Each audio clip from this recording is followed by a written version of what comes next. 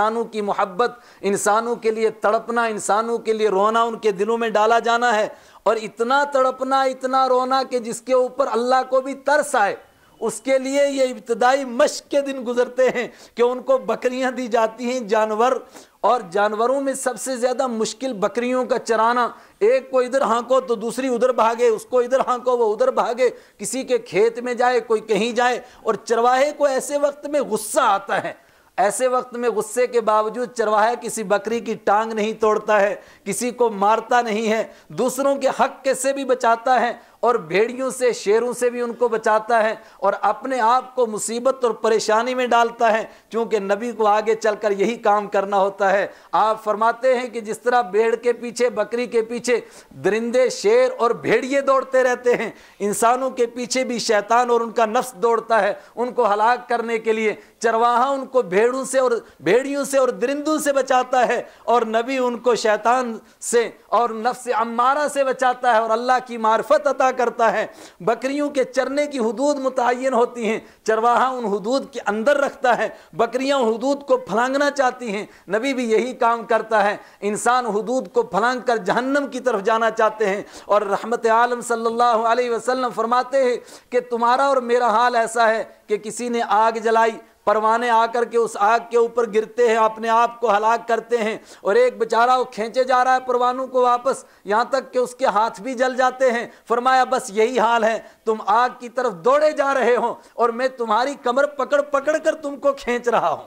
ہائے ہائے، کتنا تڑپتے تھے انسانوں کے لیے اللہ کے رسول صلی اللہ علیہ وسلم۔ اللہ نے اس انداز سے بیان کیا جیسے اللہ کو آپ کے تڑپنے پر ترس آ گیا۔ لعلک باخع نفسک الا یکونوا مؤمنین، لعلک باخع نفسک، پیارے ایسا لگتا ہے کہ آپ اپنے آپ کو گھلا دو گے، آپ اپنے آپ کو غم میں مار دو گے ان کے پیچھے، اللہ یکونوا مؤمنین، کہ لوگ مومن کیوں نہیں بنتے اور جہنم سے کیوں نہیں بچتے۔ ابو جہل مر جاتا ہے، اس کے مرنے پر یہ خوشی نہیں ہے کہ مر گیا ایک زبردست قسم کا دشمن، اسی بات پر غم ہے کہ دیکھو کلمے کے بغیر مرا اور جہنم میں چلا گیا۔ آپ نے جس قلیب کے اندر ان سب کو ڈالا، اس پر کھڑے ہو کر کے فرمایا قد وجدنا ما وعدنا ربنا حقا فهل وجدتم ما وعد ربكم الحقا، ارے ہم سے ہمارے رب نے وعدہ کیا تھا کہ تمہیں کامیابی دیں گے اور تمہیں غلبہ اور فتح دیں گے۔ قد وجدنا ما وعدنا ربنا حقا، ہم نے تو اپنے وعدے، رب کے وعدے کو سچا ہوتا ہوا دیکھ لیا، تم سے بھی وعدہ کیا گیا تھا کہ اگر نہیں مانو گے تو رسوائیوں سے دو چار ہو جاؤ گے۔ فَهَلْ وَجَدْتُمْ مَا وَعَدَ رَبُّكُمْ حَقًّا، تو تم نے بھی دیکھ لیا نہیں دیکھا؟ کیا انداز ہے میرے ایمانی بھائیوں۔ یہ بکریاں چرانے کا زمانہ اب گزرا، ایک دوسرا دور شروع ہوا۔ رحمت عالم صلی اللہ علیہ وسلم کی عمر 25 سال کی ہو جاتی ہے، اور آپ کو ازدواجی زندگی سے جڑنا ہے، اور پورے مکہ کی نگاہیں دیکھ رہی ہیں کہ کہاں نگاہ انتخاب پڑتی ہے پروردگار کی کہ نبوت کے گھر میں جانے کے لائق کون سی بیوی ہے۔ نبوت کے گھر میں عام بیوی نہیں جا سکتی ہے۔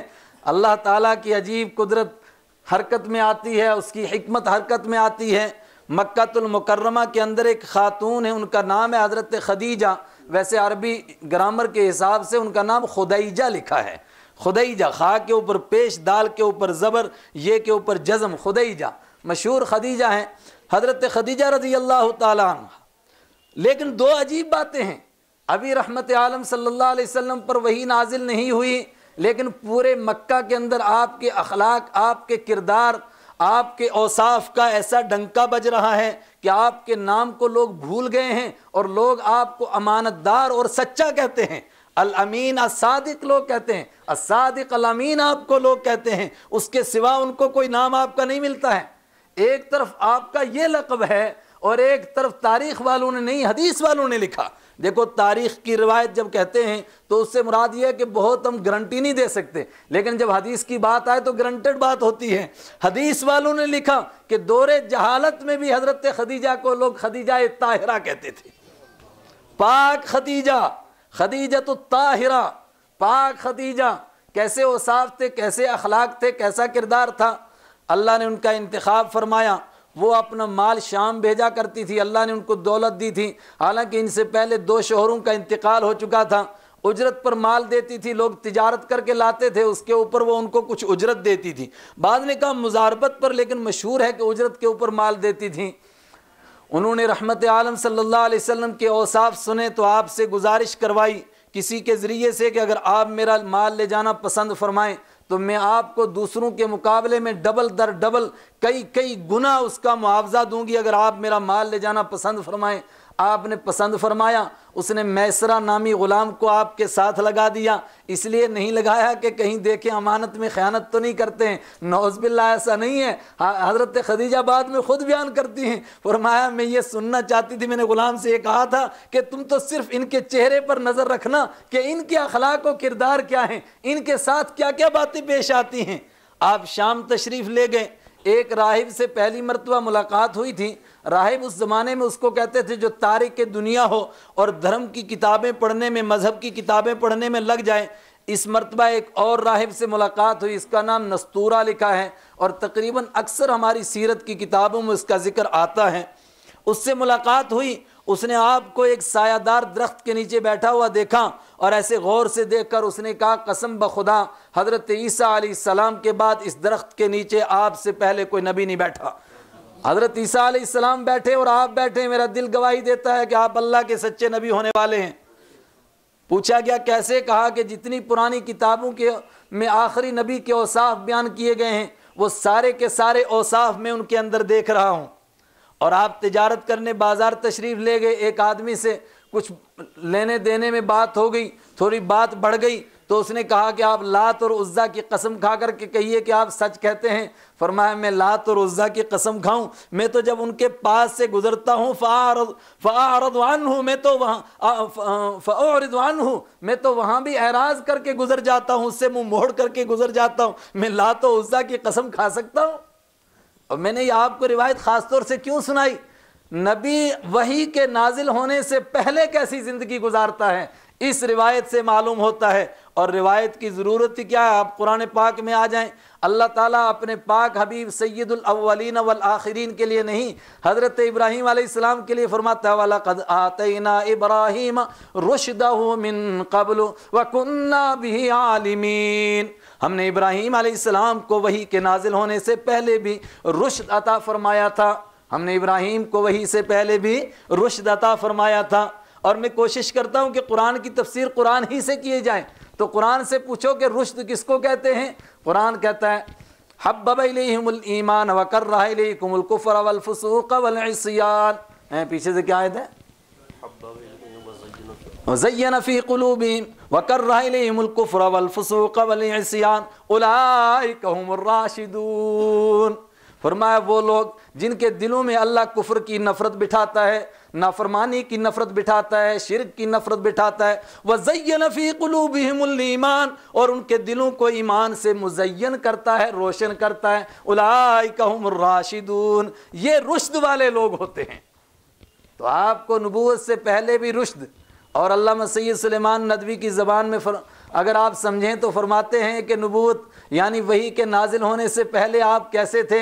فرمایا تمام دنیا کے انسانوں کی سخیوں کی سخاوت کو جمع کریں، تمام دنیا کی سخیوں کی سخاوت کو جمع کریں، اور تمام دنیا کے بلند ترین اخلاق والوں کے اخلاق کو جمع کریں، تمام متقیوں کے تقوی کو جمع کریں، اور تمام اولیاء کی ولایت کو جمع کریں، اور تمام مخلصین کے اخلاص کو جمع کریں، اور آپ اس کا ایک مرکب بنائیں۔ یہی زندگی ہے میرے اور آپ کے آقا رحمت عالم صلی اللہ علیہ وسلم کی 40 سال سے پہلے کی۔ واپس تشریف لاتے ہیں، میسرہ سے پوچھا گیا کہ آپ نے کیسے زندگی گزاری، آپ نے کیسے سفر فرمایا؟ تو روایتوں میں آتا ہے کہ میسرہ کی زبان خشک ہو جاتی ہے بول بول کر کے، مگر میرے آقا کے اوصاف ختم نہیں ہوتے ہیں۔ خدیجۃ الکبریٰ کے دل کے اندر نکاح کے لیے انگڑائی لینے لگا، دل سوچنے لگی کہ کس طرح پیغام بھیجوں۔ اپنی عمر 40 سال اور بعض نے تو 45 سال بیان کر دی، اور میرے آقا کی عمر 25 سال، ہمت کیسے کریں؟ لیکن آخر کسی سہیلی کے ذریعے سے 2 مہینے کے بعد نکاح کا پیغام بھیجا گیا۔ رحمت عالم صلی اللہ علیہ وسلم نے قبول فرمایا، اور ابو طالب آپ کے چچا نے نکاح کا خطبہ پڑھا، اور نکاح کے خطبے کے اندر بھی عجیب الفاظ استعمال کیے۔ اس نے کہا کہ خدیجہ تجھے معلوم ہونا چاہیے، بیوہ ہو کر تیرے نکاح میں ہم وہ جوان دے رہے ہیں جس جوان کا مکہ کی تاریخ میں کوئی مقابلہ کر سکتا ہی نہیں ہے۔ مکہ کی تاریخ میں آج سارے جوانوں کی عفت کو جمع کر دیں، عصمت کو جمع کر دیں، پاکیزگی کو جمع کر دیں، تو اس جوان کا کوئی مقابلہ نہیں کر سکتا ہے۔ اور میرے آقا نے سیدہ خدیجہ الکبریٰ رضی اللہ تعالی عنہا کو نکاح کے لیے کیوں قبول فرمایا، اللہ نے ان کے نکاح میں کیوں دیا؟ میں نے آپ کو بتایا تھا، ایک تو اس لیے کہ دنیا میں بیوہ جو ہو جاتی تھی اس کو منحوس سمجھا جاتا تھا، بدقسمت سمجھا جاتا تھا، اس داغ کو اللہ مٹانا چاہتا تھا، اور یوں کہیے کہ دنیا میں بیواؤں کا سر بلند کرنا چاہتا تھا۔ پروردگار نہیں چاہتا تھا کہ اس کی مخلوق احساس کمتری میں مبتلا ہو۔ اور پھر آپ کا بیوہ کے ساتھ کیسا سلوک ہوا؟ کہنے والوں نے کہا کہ یتیموں کے ساتھ وہ سلوک فرمایا، قیدیوں کے ساتھ وہ سلوک فرمایا، بیوہ کے ساتھ آپ وہ اخلاق آپ نے پیش فرمائے کہ بہت ساری سہاگنوں کا دل چاہنے لگا کاش کہ ہم بھی بیوہ ہوتی اور آپ کے گھر میں ہوتی۔ بہت سارے باپ والوں کا دل چاہنے لگا کاش کہ میرا باپ مرتا اور میں بھی یتیم ہوتا اور آپ کے گھر میں ہوتا۔ کیسے اخلاق تھے میرے اور آپ کے آقا رحمت عالم صلی اللہ علیہ وسلم کے۔ آپ نے سیدہ خدیجہ سے نکاح فرما لیا، اس کے بعد کی زندگی کیسے گزری، یہ نیا مضمون تھا، آج اس کو عرض کرنا تھا لیکن وقت ہو گیا، اسی پر اکتفا کرتے ہیں۔ دعا فرمائیں پھر وہی کہ اللہ اس مجلس کو قبول فرمائے اور ہم سب کو آقا مدنی کی شفاعت کا مستحق بنائے۔ وآخر دعوانا الحمدللہ رب العالمین۔